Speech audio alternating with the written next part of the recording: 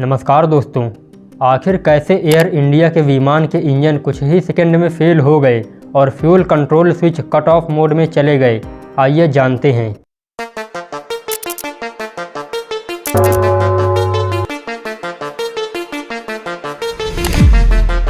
अहमदाबाद विमान हादसे की कड़वी यादें लोगों के मन में लंबे समय तक रहेंगी, लेकिन इस दुर्घटना को लेकर तमाम जांच होने के बाद भी इस सवाल का जवाब नहीं मिल पा रहा है कि हादसा किस वजह से हुआ।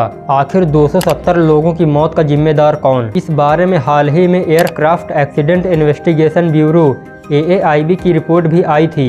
रिपोर्ट में कहा गया था कि विमान के दोनों फ्यूल कंट्रोल का रन से कट ऑफ में बदल जाना इसकी वजह है। हादसे की जांच कर रहे एक ऑफिसर ने बताया कि हम इस बात की जांच कर रहे हैं कि क्या टेक ऑफ के कुछ सेकंड बाद कंट्रोल स्विच अपने आप कट ऑफ से मोड में चले गए थे। जांच टीम जब प्लेन की उन इलेक्ट्रिकल और सॉफ्टवेयर गड़बड़ियों पर ध्यान दे रही है जिनका पता उड़ान से पहले चला था। बता दें कि एयर इंडिया का यह प्लेन अहमदाबाद से लंदन जा रहा था। यह प्लेन हादसा 12 जून को हुआ था। इसमें 270 लोगों की मौत हुई थी। जांच में एक बड़ी बात यह पता चली है कि फ्लाइट के उड़ने से कुछ घंटे पहले ही जब प्लेन दिल्ली से अहमदाबाद आया था तो इसमें पायलट ने टेक्निकल लॉग में स्टेबलाइजर पोजीशन ट्रांसड्यूसर डिफेक्ट के बारे में गड़बड़ी की ओर ध्यान दिलाया था।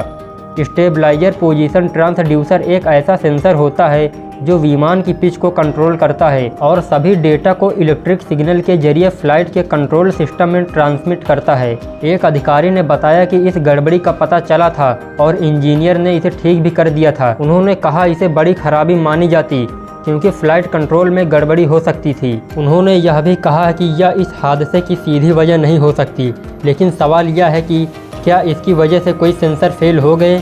जांच कर रहे अधिकारियों के मुताबिक इस एयरक्राफ्ट में पहले भी 2 बार बड़ी गड़बड़ी सामने आई है। ऐसा एक मामला दिसंबर 2024 में आया था, जबकि 2015 में इस विमान को इमरजेंसी लैंडिंग करनी पड़ी थी।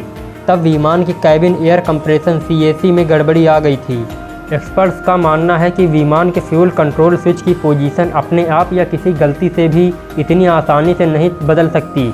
विमान के कॉकपिट वॉइस रिकॉर्डर से पता चला है कि एक पायलट दूसरे पायलट से पूछता है कि उसने इन्हें कट ऑफ क्यों किया, तो दूसरा पायलट जवाब देता है कि उसने ऐसा नहीं किया। पायलटों ने विमान को नियम के हिसाब से ही टेक ऑफ किया जब प्लेन VR स्पीड में पहुंचा और सेंसर एयर मोड में शिफ्ट हो गए। इसके बाद क्या किसी इलेक्ट्रिक गड़बड़ी या सॉफ्टवेयर बग की वजह से सेंसर ने ऐसी कमांड भेजी जिससे कुछ ही सेकंड में इंजन फेल हो गए और fuel control switch cut off mode में चले गए। जांच अधिकारियों के मुताबिक फ्लाइट डेटा रिकॉर्डर से पता चला है कि सिस्टम और सेंसर में क्या क्या काम किया। जांच में पता चला कि पायलटों ने फ्यूल स्विच को वापस रन मोड में लाने की कोशिश की ताकि इंजन दोबारा चालू हो सके और प्लेन को थ्रस्ट मिल सके, लेकिन विमान जरूरी ऊंचाई पर नहीं था, इसलिए उनकी कोशिश कामयाब नहीं हो पाई। पायलटों की मेडिकल रिपोर्ट में किसी भी तरह की चिंता वाली बात भी नहीं मिली। अगर यह प्लेन 3600 से 4900 फीट की ऊंचाई तक पहुंच जाता तो यह सेफ इमरजेंसी लैंडिंग कर सकता था, क्योंकि इसे रैट यानी रैम एयर टरबाइन से पावर मिल जाती,